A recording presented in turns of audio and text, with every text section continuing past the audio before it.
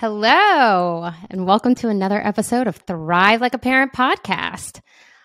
Today, I'm going to be talking to you about sensory avoiders. I already have a podcast on sensory seekers, and I hope that was so incredibly helpful to you. But today, I want to do the opposite, which is sensory avoiding. Yeah, so I'm going to explain to you what it looks like, why it happens, what my clients look like if they are the avoiders. I'll give you tons of examples from my own clients as well as my own life, etc., and how to support your brain. Yeah. So if you are like, no, I'm a seeker, still listen to this because maybe your partner is an avoider. Maybe one of your kids is an avoider. Maybe you have a little bit of both, which for sure happens. Yeah. We can be both avoiding and seeking. And I promise you, I'm going to do a podcast on that of understanding, like, how the heck can we be both? What do you mean? So for the benefit of today, it's just going to be about avoiding. So let's hop right in. Okay. So what is a sensory avoider? I get this a lot with a lot of my parents in terms of, oh my God, that's me. Like, I can't handle the kids crying, or I can't handle this, or I can't handle that. Like, and then I snap. Yeah. Like, that's for sure some avoiding. Okay. So what it means to be a true sensory avoider is that you experience sensory stimuli or input, right? The input into your brain, your body, your eyes, your ears, like all the different things. Yeah. More intensely than the average human, which means you then avoid it because it's so overwhelming. Okay. So something that may not be that loud seems excruciatingly, miserably loud to you. And so you want to run away because, again, your brain thinks a bear is chasing you. And adults with sensory avoiding tendencies may seem shy or introverted, and not just adults. Children as well, okay? These children, specifically, if we're talking about children for a second, they fly under the radar at school. They're the ones who will sit and attend for a really long time or play with one thing for a really long time. And they seem like they're the kiddos who can just focus and attend and have no, quote, behavioral issues. Yet sometimes these children need a little bit of a boost to get their engine running to like rise to the occasion.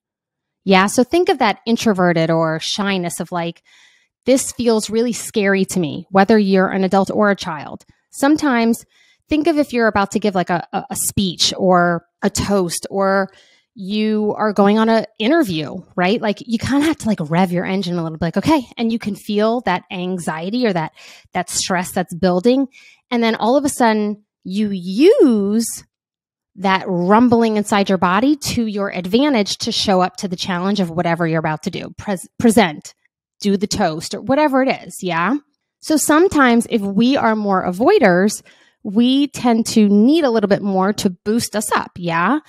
If we need to go rise to the occasion. So let me give you some signs. Okay. Some signs of what it means to be a sensory avoider. So you crave calm, quiet, peaceful environments. You are for sure upset by unexpected touch. Yeah, you're not the one that wants to snuggle all night with your honey. Like you're not. You're like, don't touch me. Like back off. Okay. You sometimes have difficulty adjusting or tolerating being in a loud, crowded environment. Now, don't get me wrong. If you're an avoider, but you're like, I don't understand. I really like going to music or performances or seeing bands. Sure, but you're making the conscious choice to do it and you're setting your brain up to know what's expected. Yeah. So if you're an introvert, shy, or you have some sensory avoiding tendencies, that doesn't mean that this doesn't make sense, even if you enjoy going to bands. Yeah. So a lot of my kids, I see this with, they'll cover their ears with vacuums or flushing toilets in public. Yeah. Like, or the hand dryer. So often we see those hand dryers more than the paper itself now, and those are scary to kids. For the avoider, you avoid certain types of clothing. It's a big one with kids and a lot of disgruntled parents because they're like, I don't understand. Like, why can't they just put the clothes on? Like, why can't they just put them on? A lot of times they will pull away from physical touch or you as an adult picky eating. You maybe prefer more bland foods. Maybe your child prefers more bland foods. You startle easily with sounds or bright lights. You zone out on your phone to escape the chaos maybe, and you for sure need the house to be clean and in order. Why? Because it gives your brain peace. Okay, so why? Like, why are you a sensory avoider? Well, every time I start with a client, a brand new client, even my moms in Thrive Like a Mother, I see so much shame and guilt within who they are as humans. Like I literally, no joke, I literally just wrapped a call with a brand new client and she is an avoider. Okay, that is just how her engine runs. And we talked through it and I heard lots and lots and lots of shame and guilt of how she wishes she could show up or could do the thing or how she snaps or this or that. And when I work with clients, I work with them for many months and I said, we have a lot of time to go through this. We have a lot of time to work on this. But I did point out the moments where she was shaming herself because until you understand this information, you just think that you're broken. And I very much thought I was broken. Now, when I went through the Sensory Seeking podcast, I very much said, I'm a gas pedal. I'm a gas pedal. I'm totally a gas pedal. Yeah, like I am a seeker. And the reason that seekers, okay, hear what I'm saying. I'm talking about seeking for a second. The reason that seekers get dysregulated is because we don't know how to step off the gas. And so we just keep going and going and going and going and going and going and going and going and going. And your brain and body's like, this isn't good. Like I'm going to derail any minute. Yeah. Now let's sit in the avoider seat for a second. Yeah. You don't need that much stimuli. If you're an avoider, I would say you are, okay? You're a gas brake. You're a brake for that gas, yeah? So, and remember how I said sometimes we need to rev that engine? So if you're more on the avoider side, you crave quiet and peace and all the things, you don't need to rev that engine. But like, okay, cool. Dr. B. So like, why do I still get dysregulated? If like I know what I need and I like peace and calm and all the different things, well, that's simply because you don't need the stimuli, yet it's all around you. I don't care if you're a parent or not. Now, if you're a parent, it's a whole different ballgame, right? But if you're listening to this and you're not a parent, just the world in general is so overstimulating. I've talked a lot about screens in our faces. Yeah. Like that visual stimulation will rev your engine and you are becoming dysregulated as an avoider because there is so much stimuli around you, that you cannot avoid all the time. Yeah? It is not your fault. It is not your fault. I now want to go into two different ways that I see this, that I see avoiders and how they are showing up. Because it's super important for you to be like, I think I'm an avoider, or I think I'm a seeker, I think I'm this, I think I'm that. But like, I want to give you tangible examples of what it means or what it looks like. And the trends and patterns that I see within my clients and family lives and honestly, the world and how we function. Okay. So if you're an avoider and you have kiddos and you're working or not working, either one, and you have a partnership and there's so much stimuli and chaos around you, your brain and body is going to want to protect you from all that stimuli because your brain and body thinks that there is a threat.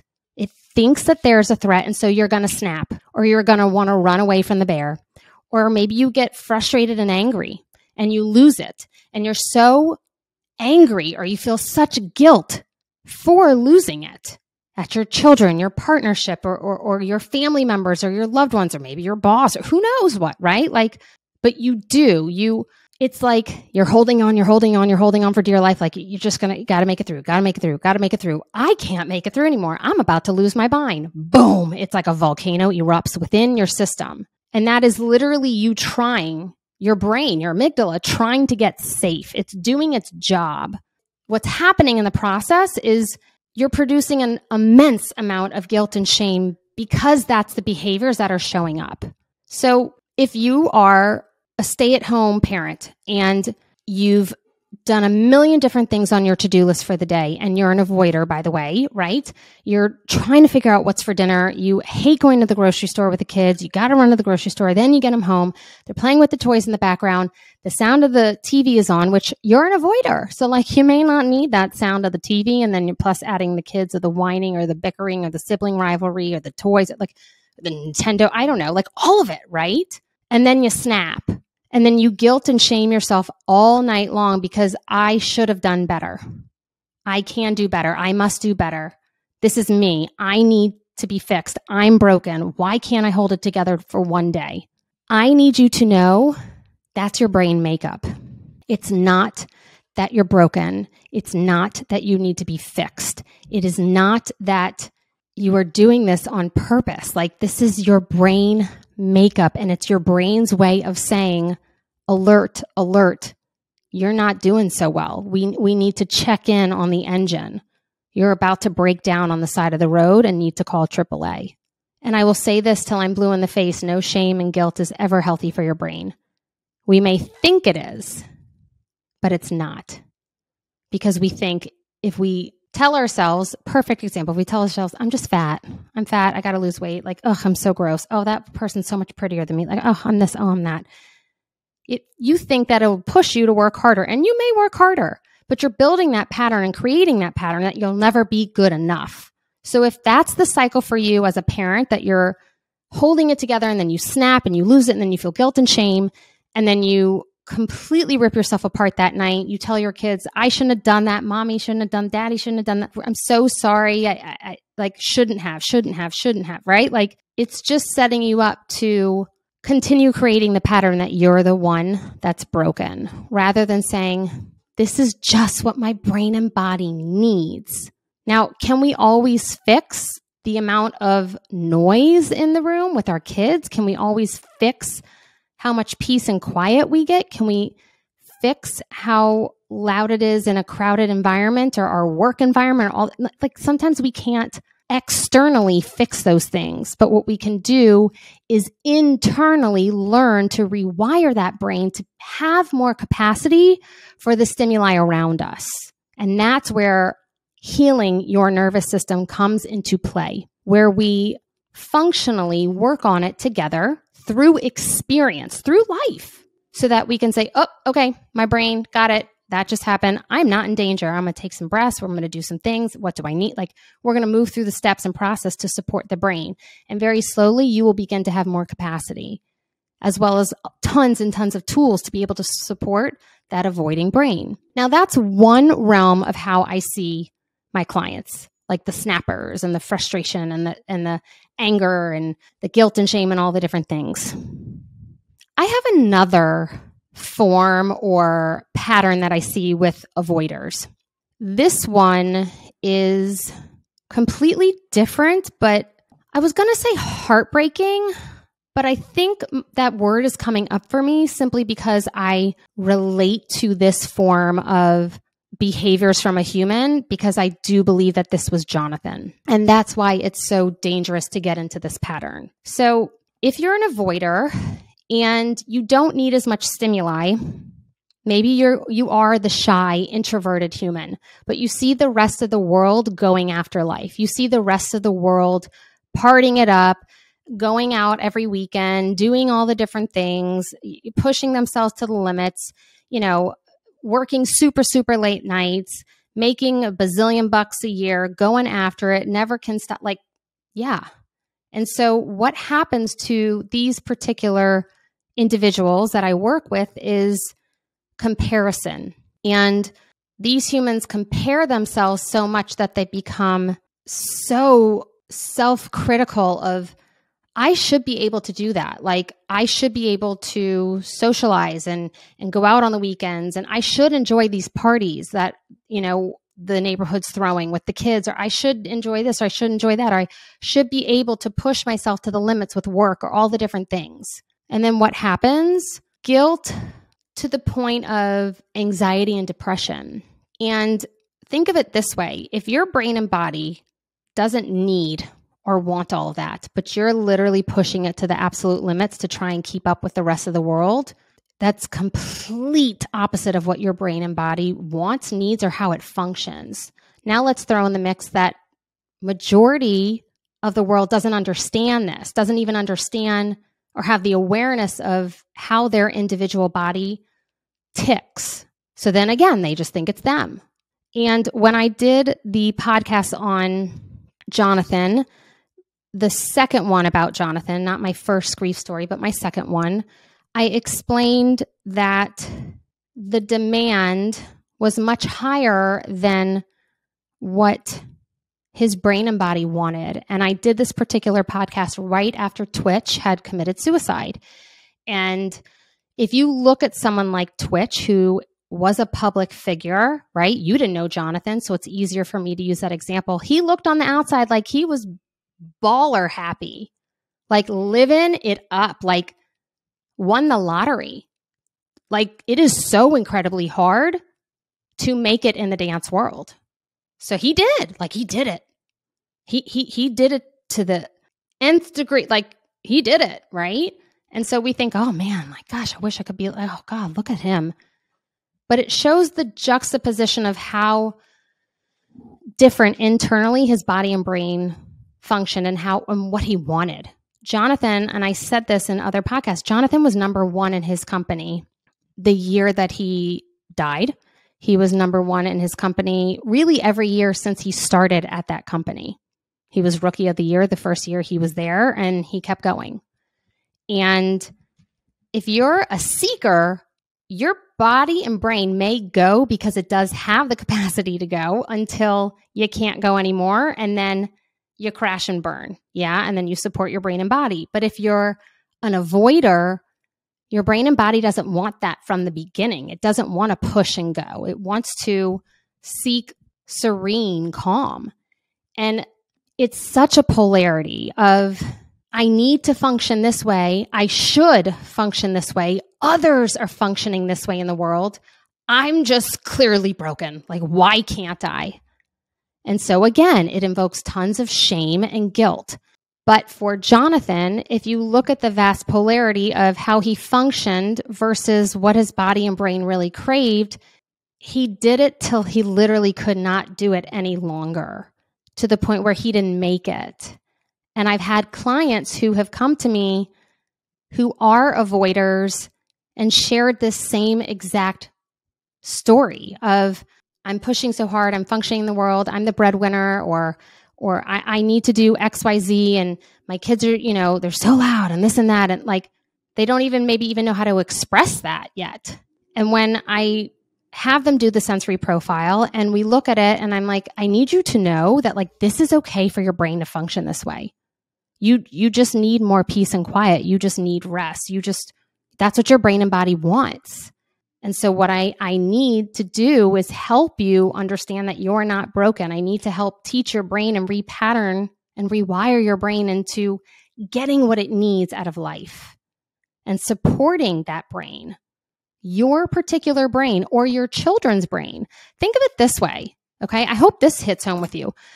Let's say you are from a big sports family, like everyone played football, like we all did it, everyone, right? And so it's like, okay, well, little Johnny's going to play football too. Like we all did it. So little Johnny's going to do it. Here we go, Johnny. Come on. You're 3 years old. Let's go.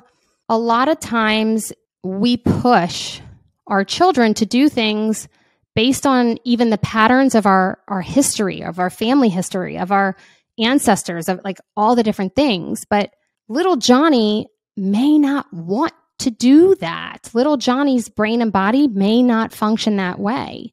And so understanding your children's makeup will help support them into the extracurriculars that will last them their entire lives, because we are supporting the brain function in terms of what they're craving and what they're wanting. Let me give you an example. If you're a seeker, you may want to bang the heck out of drums, just like go at it, just like whack it out, right? Like that must be so phenomenal for your nervous system and giving it pressure and the input it needs. If you are an avoider, you're not going to want to touch those drums with a 10-foot pole. You're just not.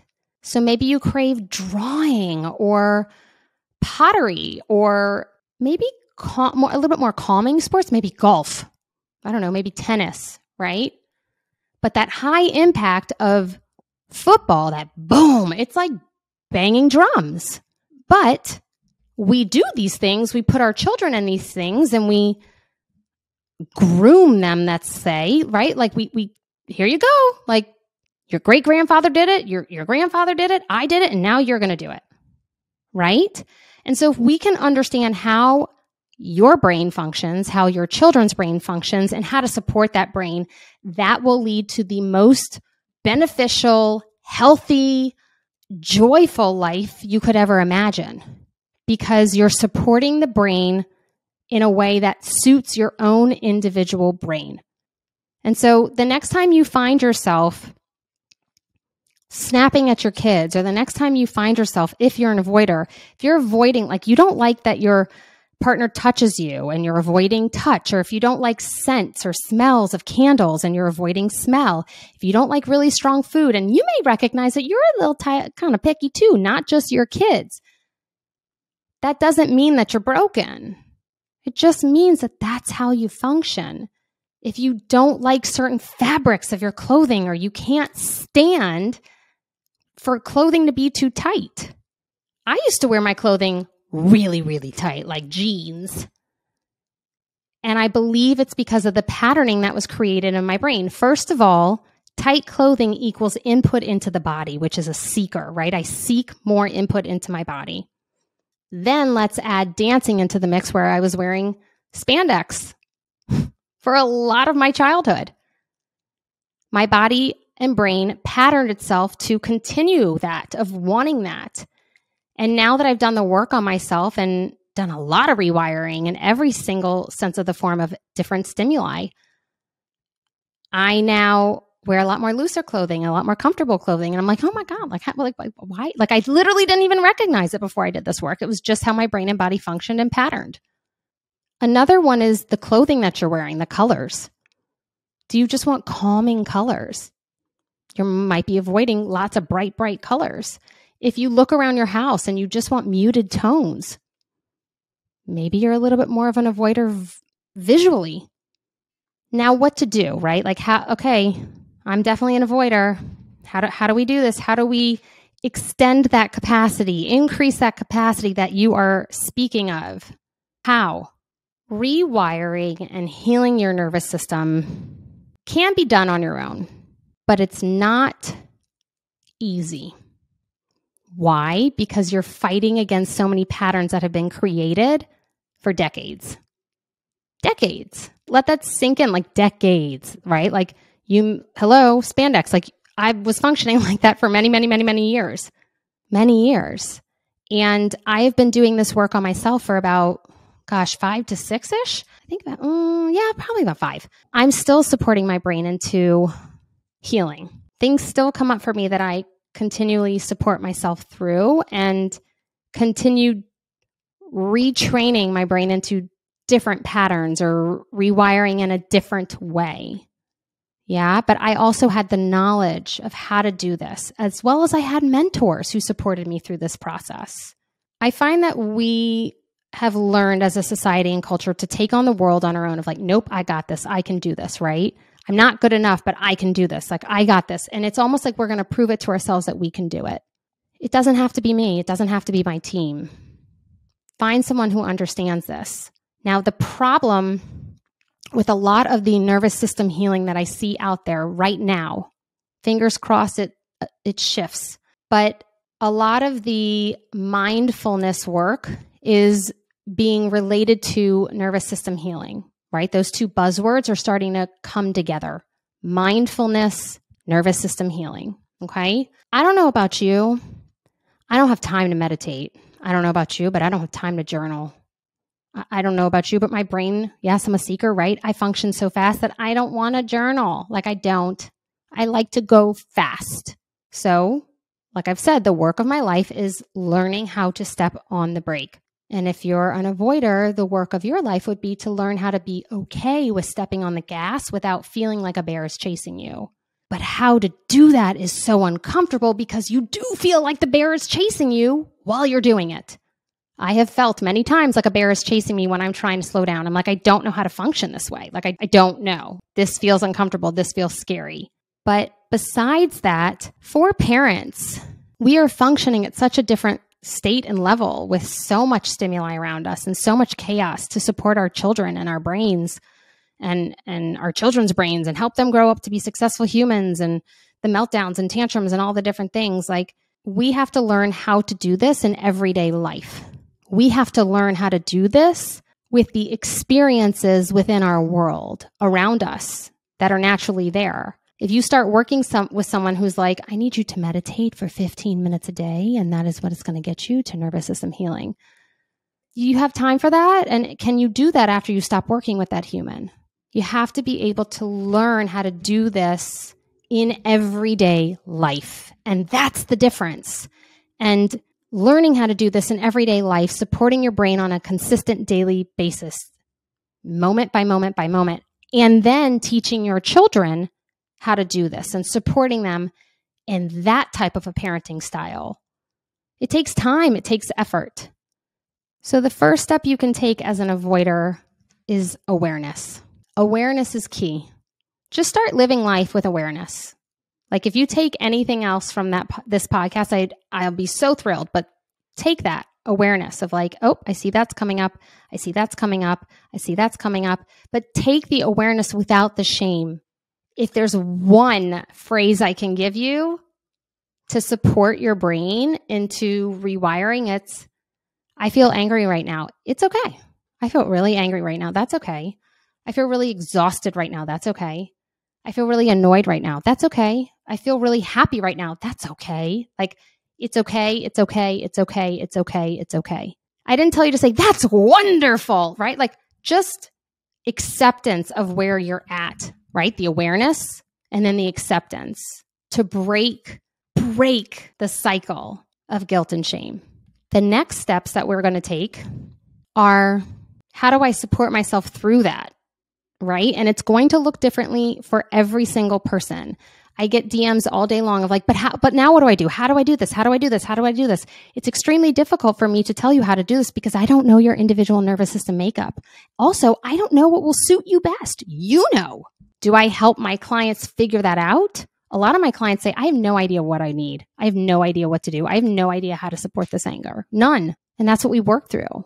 But taking the time to have the awareness and then begin the process of de-shaming your actions is first and foremost number one. That's number one. And you will see how liberating that is for you.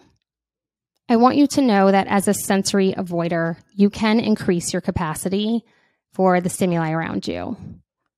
You are not broken. You don't need to be fixed. Yes, you can increase the capacity, but the belief that you're broken and need to be fixed, just like no. No. But so can your children. We can support them through that too. And what does it lead to? Mental health. All day long, mental health. To support your brain and your body exactly as it needs, and to understand your brain and your body exactly as it is. And I hope that this helped get you one step closer to understanding how you individually function. So, take care of yourself. And until next time, XOXO, Dr. B.